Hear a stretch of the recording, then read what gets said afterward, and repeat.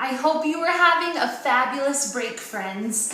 When we come back to school, we're jumping into another amazing book in our zoo unit. And I'm so excited to introduce you to this story today because it is just absolutely gorgeous and heartwarming.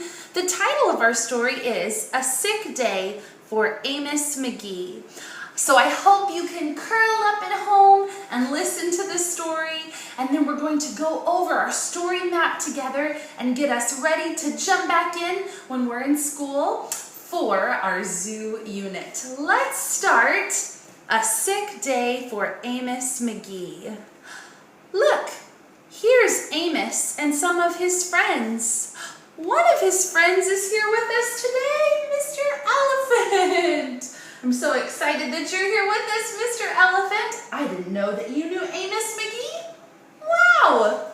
Let's see what happens to Amos McGee in our story. But before we do, I see our title here. Let's see if we can see who wrote our story. Here, written by Philip C. Stead. Okay, here we go. A Sick Day for Amos McGee. Amos McGee was an early riser.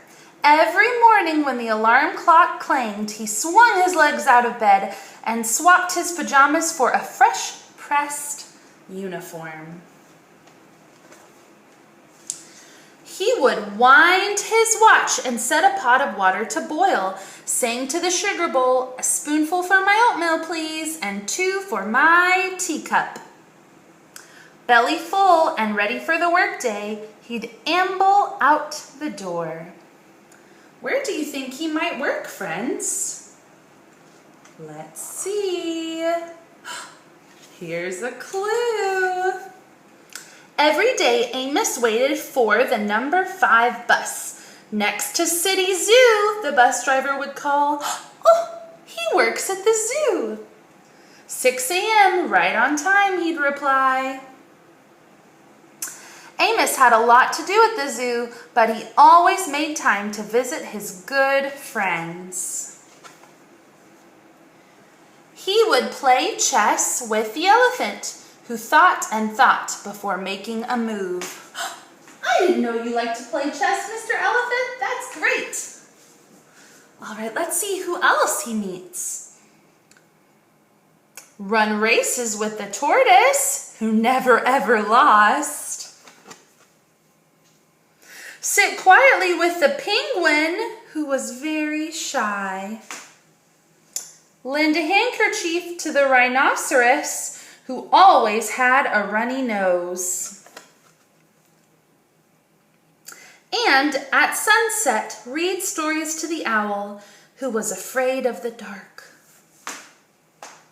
One day, Amos awoke with the sniffles and the sneezes and the chills. Oh no!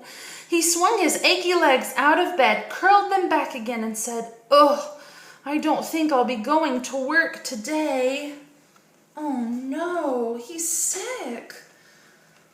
I wonder what will happen with the animals. Let's see. Meanwhile, at the zoo, the animals waited for their friend. The elephant arranged his pawns and polished his castles. The tortoise stretched his legs and limbered up. The penguin sat patiently all by himself. The rhinoceros worried that his allergies were worsening. The owl perched atop a tall stack of storybooks, scratching his head with concern. Where is Amos? The animals wondered. Oh, there they all are. How are the animals feeling? Do you think they're feeling happy or sad? I think they're feeling sad too. I wonder what they'll do. Later that day. What are they doing, friends? They're leaving the zoo. And here they are, all lined up. What do you think they're waiting for? Here's a clue. Yes, they're going to go on the bus. Where do you think they're going? Mr. Elephant, can you tell me? Oh, I thought so. Let's see. Oh, they came to visit Amos. Hooray, my good friends are here. How is Amos feeling? Yes, he feels happy. Let's see what they'll do together. The elephant prepared a game of chess. Amos thought and thought before making a move. I'm too tired to run races today, said Amos to the tortoise. Let's play hide and seek instead. The tortoise hid inside his shell. Amos hid beneath the covers. Oh, look. Amos yawned. I could use a nap. The penguin sat quietly, keeping Amos's feet warm. Oh, how kind. Achoo! Amos awoke with a sneeze. The rhinoceros was ready with a handkerchief. Wow, they're being such great friends.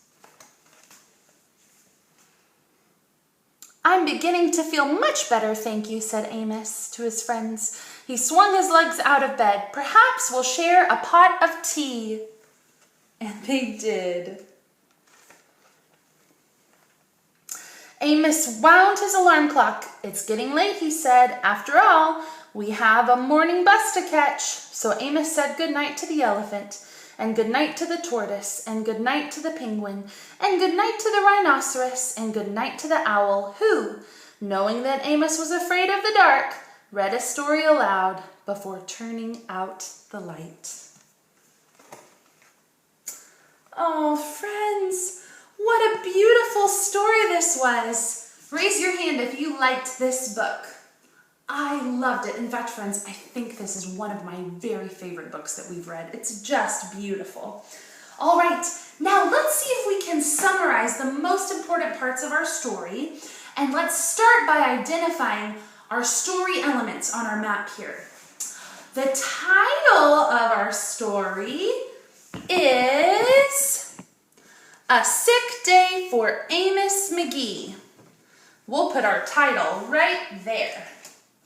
Let's see if we can find the author's name again.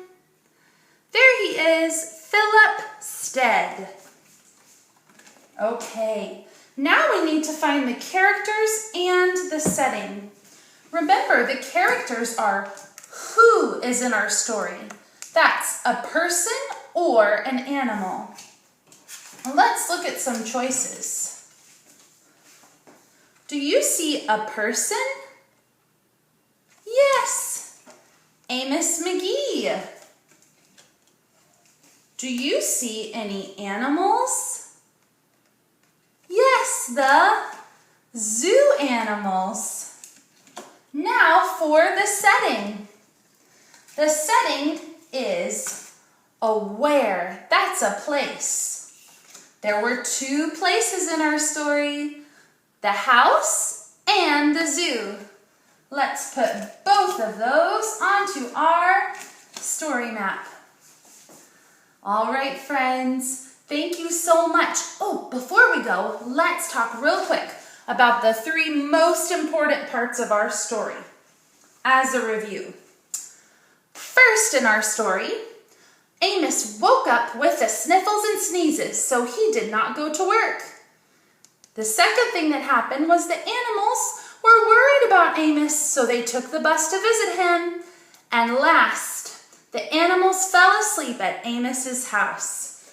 All right, next time we'll review our story events and then answer some questions together. Thank you so much, kids, and thank you, Mr. Elephant, for joining us as well.